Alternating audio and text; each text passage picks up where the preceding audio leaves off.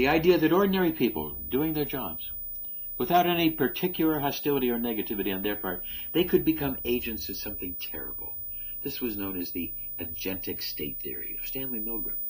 The idea that obedience consisted of the fact that the man must view himself as the instrument, carrying out somebody else's wishes, and thereby giving up responsibility. People don't get to see the whole situation, but only some small part of it. There's a division of labor, and people carry out small, narrow, specialized jobs. And we can't act without some sort of direction from on high. As small children at home and at school, we are taught we must obey the authority, that the authority knows more, and thereby there are certain situations we are thrust into and have to obey. In this setting, I allow things to be done to me that I wouldn't allow in any other context. The dentist is about to put an electric drill into my mouth.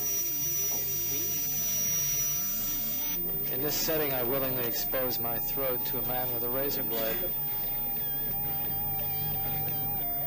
Stanley Milgram, one of the most influential social psychologists of the time, was particularly fascinated with the dangers of group behavior and blind obedience to authority.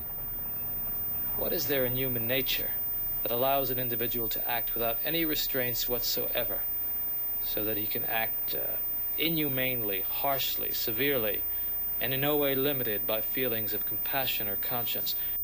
I call this the agentic state. The individual yields to authority, and in doing so becomes alienated from his own actions. Requires that you continue teaching. 330 volts. The experiments that Milgram and others conducted were controversial,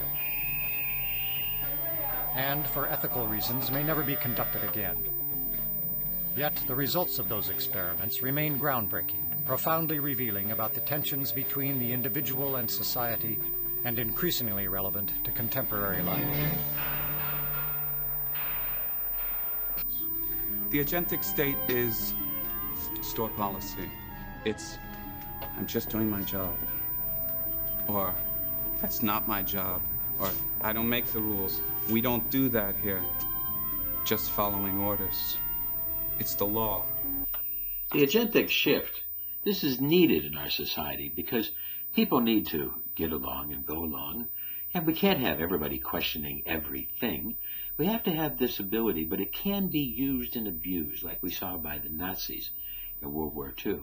But in the real world, we really can't have an army of sergeants. We need mindless masses to be able to operate an army or a navy or whatever. The army needs grunts. And these people aren't really all that smart. Most of the masses aren't really all that smart. So we have to understand that we have to motivate them, and we can't just call them faggots all the time. We need the agentic theory to keep them in line. Mr. Dalquist, you agreed to the rules. The agentic state is store policy. It's, I'm just doing my job. Or, that's not my job. Or, I don't make the rules. We don't do that here.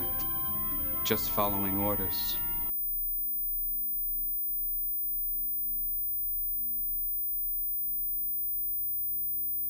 It's the law.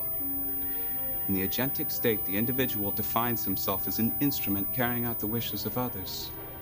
A soldier, a nurse, an administrator, an actor, a corporate employee, or even, yes, academics and artists. Please. In 1962, Stanley Milgram shocked the world with his study on obedience. In ascending order, a row of buttons marked the amount of voltage one person would inflict upon another. Milgram's original motive for the experiment was to understand the unthinkable, how the German people could permit the extermination of the Jews.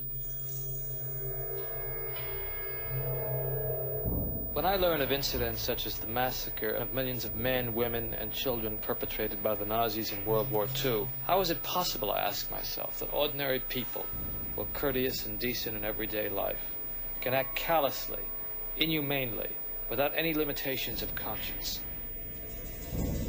Now, there are some studies in my discipline, social psychology, that seem to provide a clue to this question. The problem I wanted to study was a little different. It went a little bit further. It was the issue of authority. Under what conditions would a person obey authority who commanded actions that went against conscience? These are exactly the questions that I wanted to investigate at Yale University. It is May 1962. An experiment is being conducted in the Elegant Interaction Laboratory at Yale University. The subjects are 40 males between the ages of 20 and 50 residing in the greater New Haven area. Psychologists have developed several theories to explain how people learn. One theory is that people learn things correctly whenever they get punished for making a mistake. 40 years later, Milgram's infamous experiment, obedience, is still taught in classrooms around the world. Would you open those and tell me which of you is which, please? That's it. That's the last one. Dennison. I gotta give you the yellow switch, Bogle. No more, Dennison. I've got to. No more. Please. He went to the end. The very first subject went to the final switch, never disobeying. The experiment found that everywhere they went, whatever group they tested, almost 70% of the people would completely obey the authority. We were all very surprised. This was an average, decent man. He protested, he suffered, but in the final analysis, he did not disobey his instructions. He pulled the final switch on the learner. And that is how the experiment started. The Milgram experiments proved that ordinary people doing their jobs could become agents of terrible destructive processes. And this was a horrendous thing, and it resulted in a major shift in psychology. The person has a choice. He or she chooses to become agentic. But once you assume the role, it's almost impossible to go back. Wrong. 195 volts. Dance. Yes, the authority people could manipulate people like puppets.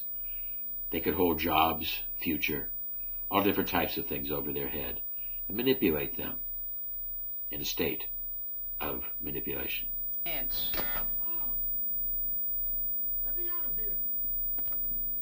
Continue, please. We always asked, is there anything the man could have said to stop you from administering the shocks? And they would always say, no, I don't think so, no.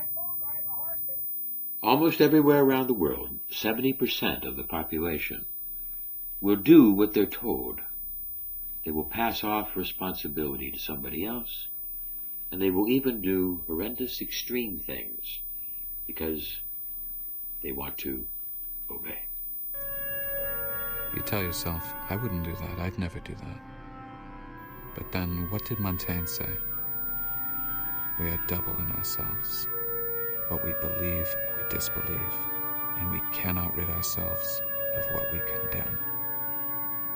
Originally, it was thought that this was just a German phenomenon, but no, this was a general principle of all humanity. As you multiply the Confederates, the people who stare up, because we've recruited them to stare up, the number of people who actually stop and look increases exponentially. Meanwhile, obedience to authority gets translated into 8 languages and nominated for a National Book Award. The experiments drove some of the participants quite wild and angry as they tried to deal with their feelings of compassion versus their respect for authority. And several of them couldn't deal with this conflict, this cognitive dissonance that built up, the pressure of them being felt used like puppets, used and abused by authority figures. This built up inside and created this tension, which came out in such destructive ways. And yet we could see from all of this that this was a part of the human being, that the human being needs to be able to deal with this state of authority, and at certain times has to do things just because they're asked, even if he doesn't understand why. In 2008, a professor at Santa Clara University replicated the obedience experiments and got roughly the same results. Over 60% of volunteers delivered the full shocks. In 2010, the experiments were duplicated on a French reality TV show, Le Jeu de Mort. Yes, society has some of this puppet nature. We have to learn to trust the people we work with and the companies we work with, the governments we work with. We have to learn basic levels of trust, but we also have to have certain levels of feedback responsibility. You could say we're puppets, but I believe that we are puppets with perception, with awareness. Sometimes we can see the strings, and perhaps our awareness is the first step in our liberation. Yes, we do have to have some of our power given to the authority. There are laws. Sometimes we don't understand all the intricacies of the laws, but that does not excuse complete abuse of power. And we have to all be aware and fight, because the vigil to keep true freedom is everlasting.